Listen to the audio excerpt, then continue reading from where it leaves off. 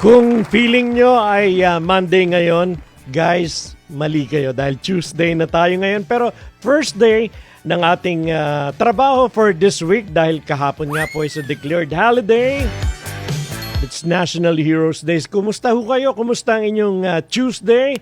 I hope na na-enjoy natin yung long weekend. Pasensya na kung medyo sabit pa rin ang ating boses.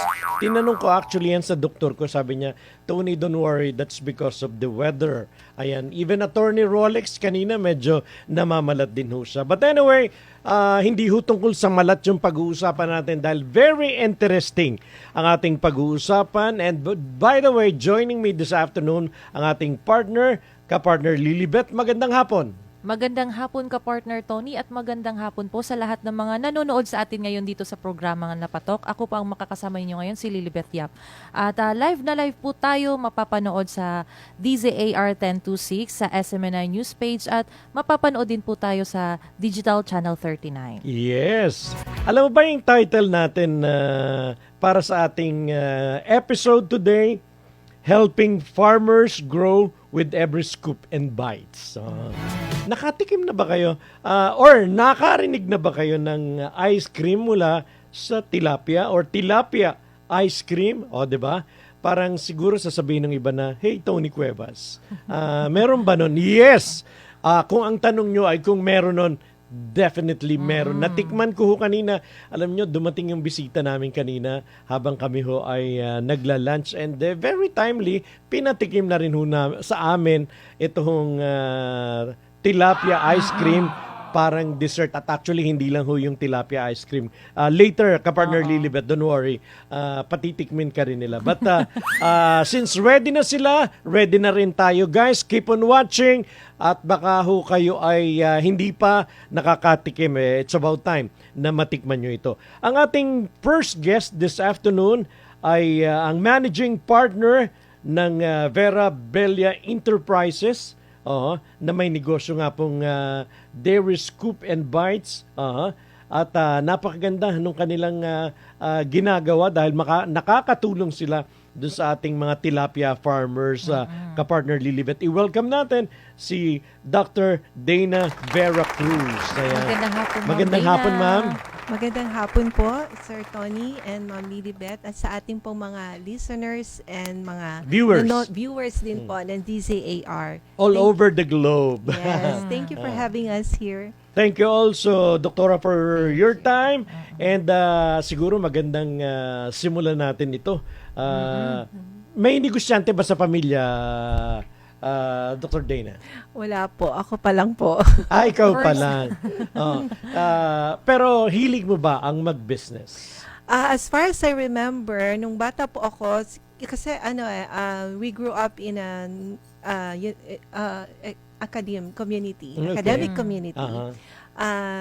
Doon po kami sa Central Luzon State University nakatira kasi my father used to be the nag-rose siya from the rank from photographer naging vice president. So, ang ganda po ng istorya. So, kami, nung maliliit pa, yung mother ko po, ang tumutulong sa tatay ko. 5 kami magkakapatid. Ako po yung bunso. So, yung nanay ko, nagpapakasera. Siguro siya si nanay ko yung ang business-minded dito. Tapos, growing up, yun yung nasaksihan ko. So, yeah. Pero I never imagined myself po na ako pala ay magiging entrepreneur din. Okay. So, siguro, a short background just to refresh lang the memory of our viewers. Ano ba itong Dairy Scoop and Bites, Dr. Dana? Tell us more para at least masimulan natin yung ating promosyon tungkol doon sa mga i-offer natin na product today. Yes, the Dairy Scoop and Bites is the first tilapia ice cream shop. Dito po yon sa Nueva Ecija po yon. So this is the first shop ng tilapia ice cream. Nag-iisa lang po kasi ang tilapia ice cream sa buong mundo. Na ito po ay offshoot ng research and development ng Central Luzon State University. First time ko nga po makarinig, ma'am, ng ng tilapia na ice cream. Ice cream. Dati kasi, di ba, durian ice Yes, cream or yeah. mango ice cream. mango ano, ice cream, something like that. Pero ito, tilapia Oo. ice cream. Fish naman. Oo. Yung mga nakaraan is mga prutas naman yun. Oo. Ngayon, kakaiba, interesting talaga to ka-partner. Yeah. Tony. That's true, Oo. that's true. Okay. When did you started? Napag-aralan ito at until finally maging ganap ng business, Dr. Yes. Dana. Actually, it all started from a challenge from our former president, Dr. Tereso Abella. Challenge niya yung mga HRM students namin, hotel and restaurant management students, na mag-develop ng iba't ibang recipe ng tilapia. Okay. So, yeah, we took the challenge right away. Itong mga HRM students po namin ay nag-develop ng iba't ibang recipes. And then during the photo shoot, You're part of the HRM student. yeah, I during used the to be time. the department head Okay. of the Okay. hospitality and tourism management. Okay. And then, all of a sudden, sabi nung former president namin, ba't di kayo gumawa ng tilapia ice cream? Because according to him, he tasted shrimp ice cream sa Ah, meron Taiwan. din mo. Sa Taiwan daw. So sabi niya, tingnan niyo lang. Ganun. So during the photo shoot, nagkulang kami ng isang ingredient. I just thought of doing that. Pero during that time po kasi, mahilig akong may concoction na ako ng homemade ice cream. So yun muna ginamit ko. Okay. So this time, nauna yung product before the R&D. So nung culminating activity, we hired yung nagtitinda ng sorbete sa university namin. Sabi ko, Karomi, sumalangit nawa po si Ibenta mo nga Romy. ito. Sabi ko, lagyan natin ng tilapia ice cream yung ano mo. Exhibit yun nandun, pinilahan. And then nagkataon na nandun po yung Tilapia Congress, doon ginanap sa CLSU. So may mga media. So that was Friday. The following Monday, nasa news spread na kami. Tilapia ice cream. So that's the anyone. start of That's the tilapia start.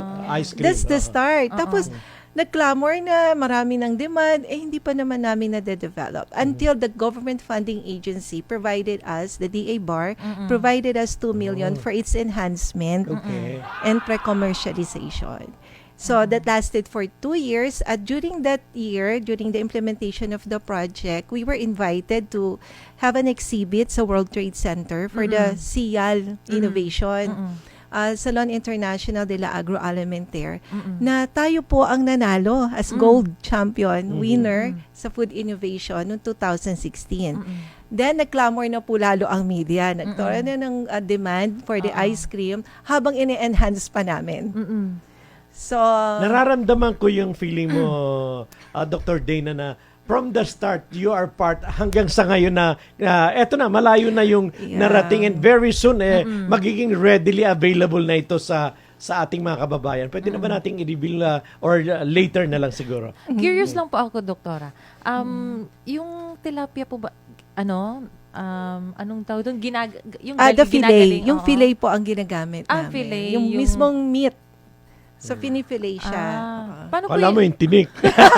Hindi, kasi akala ko yung inaano-ano lang. Mismong yung meat niya.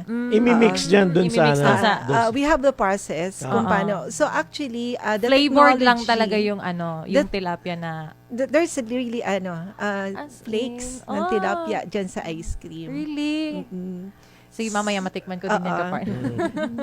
Tapusin mo muna yung show para matikman mo. And guys, hindi lang ho sila nagsimula sa tilapia. Actually, napakarami na ho nilang mga mula sa tilapia ay na-discover, and very soon this will be available dun ho sa mga malalaki nating supermarket. Pero tell us more, maliban dun sa ice cream na sabi nga pinilahan at nandun na yung clamor.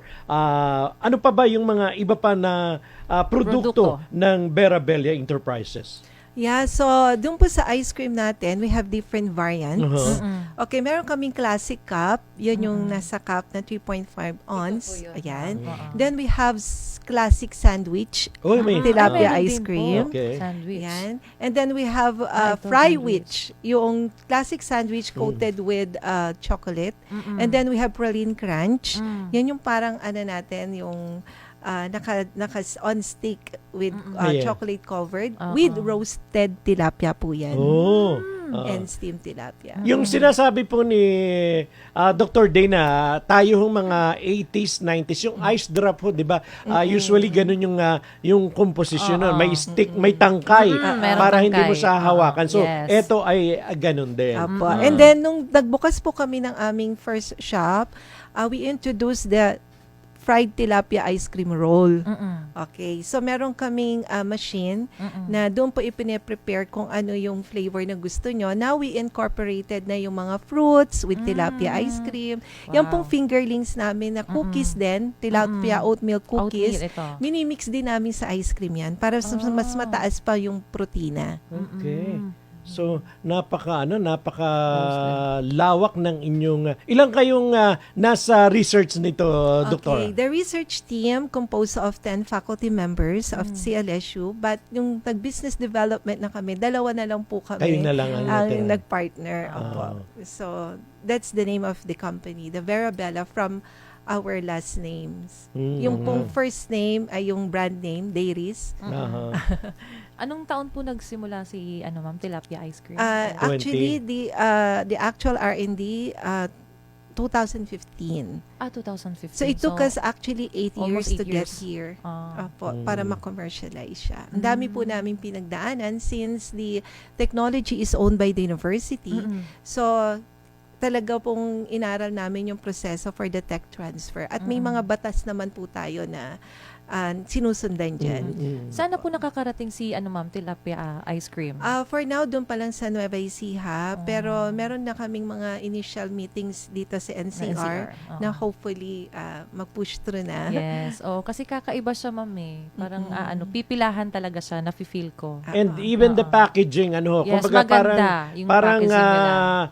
Akala nyo galing sa ibang, so kasama talaga ito to make it more attractive, Yes, Dr. po. Dana. Yes. Oo. Kasama po yan yung sa packaging and labeling, and we follow the FDA standard para po tuloy-tuloy na yung ating commercial nito. Okay, medyo may distansya from Science City of Muñoz to Manila. Baka may mga nanunood na interesadong matikman ito. Ito ba ay pwedeng orderin online na Dr. Dana, or for now, yung mga gusto, you have to go to Science Nueva City of Muñoz? Yes. For now po, yung aming mga tilapia ice cream rolls, na ipine-prepare po yun sa harap mismo nyo kapag okay. in-order. So, doon po sa ating shop. Pero ito pong mga individual variants natin, like yung mga nabanggit ko po kanina, meron naman po kaming refrigerated van. Meron pong dito mga interesado, mga resellers. So, wino-workout pa po namin yon. And then, you can just message us on our Facebook messenger account, Dairies Scoop and Bites, and then yung pong marketing manager namin will be very happy to assist you if you are interested to become resellers or distributors. So at least good to hear, Dr. Dana, na you are open for reseller and distributor nito. Yes po. Kasi kailangan natin ito na maipakilala, hindi lang dito sa atin sa Luzon, even in Visayas, and in Mindanao, and even abroad. Nationwide, maging nationwide. The more na siya. mas maraming makakatikim, mas masaya. But for now, kaya pala may outstanding na invitation si Dr. Dana na kung magagawi tayo doon, find time na dumaan doon sa kanilang shop, doon that's before CLSU. Yeah po. Sa Bantug, Science City of Muñoz, Fuel Star Gas Station. Ayan, fuel gas station daw ho. At ano yung mga nandun, maliban dito? Sa mga produkto lang talaga opo. ng Aside from the ice cream, we also have our mga freshly baked breads because we made our own breads. Alam niyo po, ang ganda ng kwento noon kasi during the pandemic, wala kaming job orders ng ice cream. Yes. So we have inventories na spoil na. So di ba po, so the company, the management decided to offer mga breads during the pandemic because it's very essential, di ba po? Yes. So, noon po, di ba, kundi plantito, plantita, Yes. na uso noon, or Totoo baking. Nag-aral po ako sa YouTube Academy ng mag-bake Researcher ka talaga. mag-bake po ng breads. And I spent 25 kilos of flour bago ako Maka-perfect ng isang ng pandesal. Oh. Ngayon po, nakapag-create na kami ng jobs for that bakery. At kasama na yun sa pwede nilang ma-order pag dumaan sila doon. So we offer mga sandwiches and maganda po dun sa shop din, we partner with small businesses so we can grow together. Ano po yung bread na nagawa nyo, ma'am? May We halong have tilapia din baguette. po ba? Or, Hindi naman po. We akala, have baguette. akala ko po pati bread. Yan pong cookies made of Oo. tilapia. And then we have, yung din pong anak ko mahilig mag-bake. So she has her own line na Hannah the Baker. Talaga. Na mga s'mores, iba-ibang klaseng cookies po na freshly baked every day. Which I Okay. cook. Isa rin sa naka-attract sa akin, Dr. Dana, yung sabi mo nga, ipiprepare ihahanda siya sa harap mo, di ba? How long is yung waiting time, halimbawa? At least mga 2 minutes. Ay, ano 2 madali. to 3 Akala ko minutes naman lang. Kaya nakakatuwa po yung mga bata doon. Pagpasok sa shop, they know already their flavors they want. Like, I want Rainbow Delight. Pupul na yan ng chair. Tatayo na sila doon sa, Titingnan sa may nila glass. yung preparation. Yes. Oo. They're very excited At and ang they're ganda very rin ng happy. ideya, is it your idea na, kumbaga, kasi nga ngayon kung hindi ka magiging creative, especially yung mga nanays, hindi mo mapapakain ng gulay ang mga Yes. bata, Totoo hindi mo po. mapapakain ng isda. Sinong mag-aakala na yung paborito nilang ice cream? May halo ng halong tilapia. tilapia. So napakagandang pagkakataon yun na sabi nga, yung mga bata ay mapakain din itong mga sustansya mula sa Yes. tilapia, Doktor. Yes po. Yun yung tinatawag natin. We have to be technovative. Technovative. Yeah. Mm. Kasi po may pag-aaral before na since 2007, there's already a decline in the fish consumption of children. So yun po yung naisip natin na bakit natin hindi incorporate yung fish sa mga favorite nila like ice cream and Yeah, cookies, yeah. di ba? So natutuwa po kami na kasi based on our studies din na kung kukumpitin po natin yung protein content, ay talaga malaki na itutulong dun sa ating mga bata. Lalo na din po sa mga individuals who don't eat fish. Yes. oo. Ayan, ako tontuwa sila. Ay, nakakain na ako ng isda. Kasi At hindi lang yan, Dr. Dana, yung tulong nyo dun sa mga tilapia farmers, hindi yun matatawaran kasi that's added market para sa kanila. yeah, value adding po ito sa ating tilapia. So, yung pong mga farmers natin, nabigyan natin sila ng another revenue stream na imbis po sa palengke nila, Dadalhin. dinadala. So, ngayon po, may tinrain kaming isang kooperatiba na tinrain namin from tilapia grow out hanggang sa processing, hanggang sa labeling. So, naging part na po sila ng supply chain namin. Taga doon lang din po sa Yes Nueva po. Ecija yung Yes po, nagsusupply nearby po sa inyo. po. Oh. So sana dadami pa po sila. So far po ngayon namimit naman nila yung demand namin. So pero as we scale up, mas dadami pa po. Hindi lang po mga fish farmers, even mga Carabao raisers kasi gatas po ng Gatas ng kalabaw kalabaw ang yung ginagamit po namin dyan. It's that's premium nice. po talaga. Oo, 'di ba nakakatuwa na hindi lang kayo dun sa mga nag-aalaga ng tilapia, nakakatulong, nakapagbigay ng opportunity even dun sa mga may kalabaw na nagpapagatas ng kanilang mga kalabaw. So dun sa mga nanonood sa atin ngayon na Dr. Dana, doon sa mga interesado, you were saying na open kayo for distributor, for reseller. Ano ba yung mga contacts nyo na pwedeng ibigay sa ating mga listeners and viewers para makapag-inquire sila sa inyo? Yes, you can actually send us email or messenger na lang, mas mabilis sa aming Dairies Scoop and Bites Facebook page or Dairies page. Ang aming pong marketing manager, si Ms. Cathy Sobrevilla, will be very happy to assist you if you are interested to become one of our resellers. Or you can contact us at 0917-847-4982.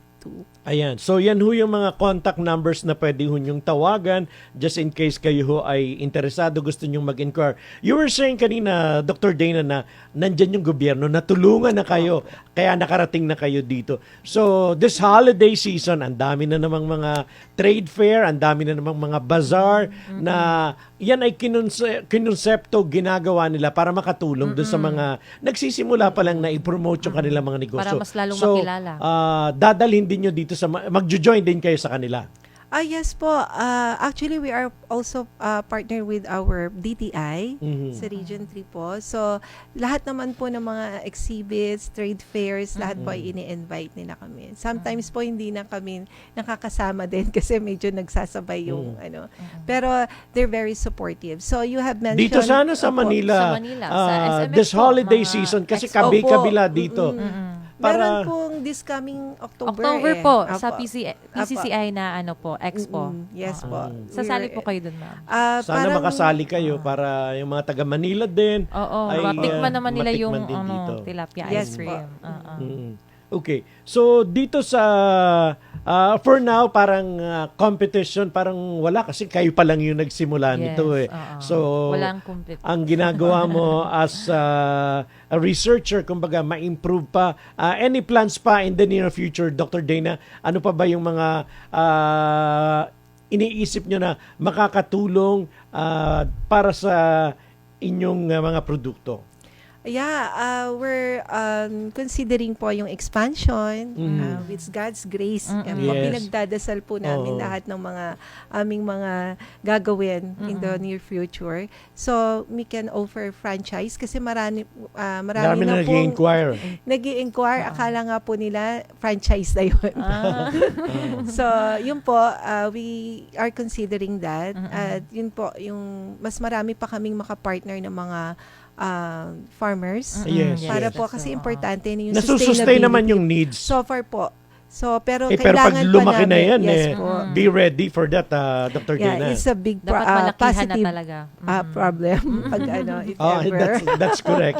That's the positive problem na, 'di ba? Okay lang na dumami basta nandyan lang naman, hindi naman mahirap i-source yung tilapia kung kailangan natin na tumawid hanggang dito sa Opo. Bulacan bakit hindi natin gagawin to Yes. sustain lang To the sustain. needs. Opo, Oo, the raw diba? materials. Kaya Opo. nga. So nakakatuwa na meron tayong inbensyon na from 10, dalawa na lang kayo na nandito. How's the support of the family, Dr. Dana?